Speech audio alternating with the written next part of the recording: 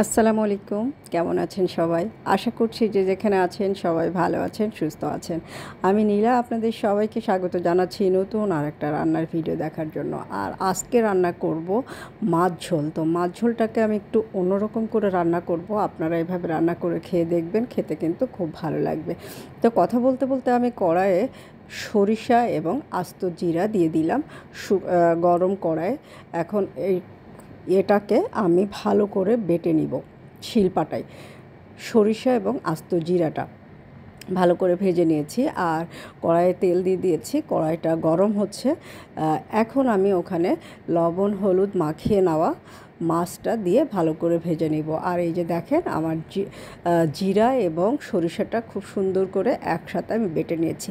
এত সুন্দর একটা স্মেল আসছিল ভাজা জিরা এবং সরিষার, তো আমি আপনাদেরকে বলে বোঝাতে পারবো না। আপনারা যখন করবেন তখনই বুঝতে পারবেন। এখন আমি বেটে নিচ্ছি শিলপাটায় কাঁচামরিচ এবং শুকনো মরিচ দিয়ে একসাথে আমি খুব সুন্দর করে মিহি করে বেটে নিব। তো বাটাবাটির ঝামেলা প্রায় শেষের দিকে, এখন আমার রান্নার পালা। আর রান্না করতে কিন্তু আমার এই মশলাগুলোই লাগবে, এর চেয়ে বেশি মশলা আর লাগবে না। ভাজা জিরে গুঁড়ো, কাঁচামরিচ বাটা এবং একটু জিরা বাটা। তো দেখেন তেল গরম হয়ে গেছে, এখন আমি লবণ হলুদ মাখিয়ে নেওয়া মাছটা দিয়ে দিচ্ছি। আর হ্যাঁ, কথা বলতে বলতে আপনাদের সাথে শেয়ার করি, আমি এই যে রান্নার ভিডিওগুলো তৈরি করি বা যে কোনো ভিডিও তৈরি করি, তো শুরুতে বলি আসসালামু আলাইকুম, কেমন আছেন সবাই? আশা করি সবাই ভালো আছেন, সুস্থ আছেন। তো আমাকে একজন বলেছিল, আপনি যেভাবে শুরু করেন এভাবে শুরু করলে আপনি কখনোই ভালো কিছু করতে পারবেন না, বা এই মোবাইল দিয়ে আপনি টাকা আর্ন করতে পারবেন না। আমাকে এরকম একটা কথা বলা হয়েছিল, কিন্তু আপনাদের সবার ভালোবাসায় আমি কিন্তু আমার যে কাজের জন্য আমি মোবাইলটা ব্যবহার করি বা ফেসবুকে এত কাজ করি, আমি কিন্তু সেটা টুকটুক করে ভালোই এগিয়ে যাচ্ছি। তো তার ধারণাটা মিথ্যা হয়েছে। তো আমি যেভাবে পারি আমি সেভাবেই চলতে থাকি, আমি কখনো থেমে থাকি না, এটাই হচ্ছে আমার বড় বিষয়। সেটা আমি যেভাবেই শুরু করি না কেন, আমার যতটুকু যোগ্যতা আছে না কেন, আমি সেভাবেই চলতে থাকি এবং সেভাবেই আমি একটা কিছু অবশ্যই সফলতা মোটামুটি দেখা পাই। তো যাই হোক, এখন মাছ ভাজা হয়ে গেছে, গরম তেলের ভিতরে আমি শুকনো মরিচ, তেজপাতা, কালো জিরা এবং একটু আস্ত জিরাও দিয়ে দিব। অবশ্য জিরা দিয়ে দিয়েছি, জিরা দেওয়ার দরকার নেই।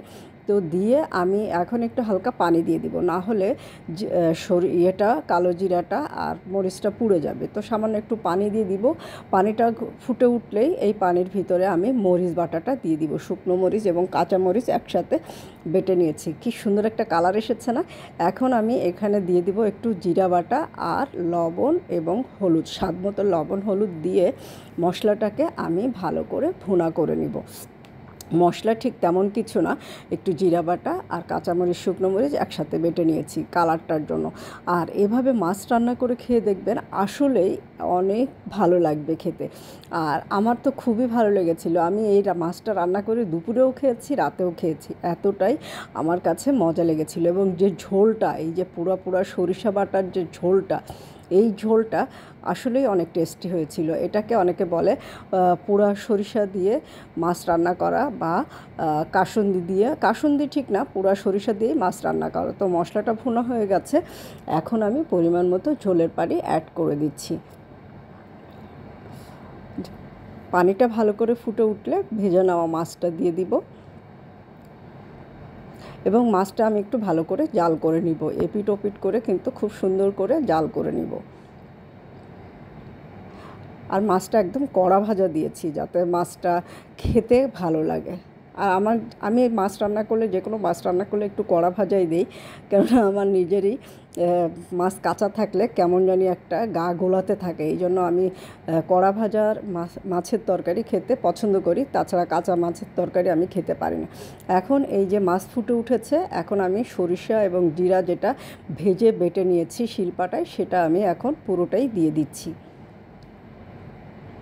দিয়ে আরেকটু জাল করে নিয়ে ঝোলটা গাঢ় হয়ে আসলে নামিয়ে ফেলবো। তো হয়ে গেল মোটামুটি আমার পোড়া সরিষা দিয়ে বা পোড়া জিরা দিয়ে মাছ রান্না। কোনো মশলা, তেমন বেশি মশলা লাগবে না, শুধু একটু সরিষা জিরা আর কাঁচামরিচ হলেই কিন্তু আপনার রান্নাটা হয়ে যাবে, সাথে লবণ হলুদ তেল। হ্যাঁ, পেঁয়াজ রসুন আদা বাটা কিচ্ছু দিতে হবে না। খেতে কিন্তু দারুণ স্পাইসি হবে। বাসায় গেস্ট আসলে এভাবে একটু রান্না করে খেয়ে দেখতে পারেন, খুবই টেস্ট পাবেন। তাছাড়া নর্মালভাবেও খেয়ে দেখতে পারেন। তো দেখেন কি সুন্দর একটা কালার এসেছে। আর আমার রান্নাটা যদি ভালো লাগে অবশ্যই লাইক কমেন্ট শেয়ার দিয়ে সাথে থাকবেন। একবার হলেও বাসায় এভাবে ট্রাই করবেন।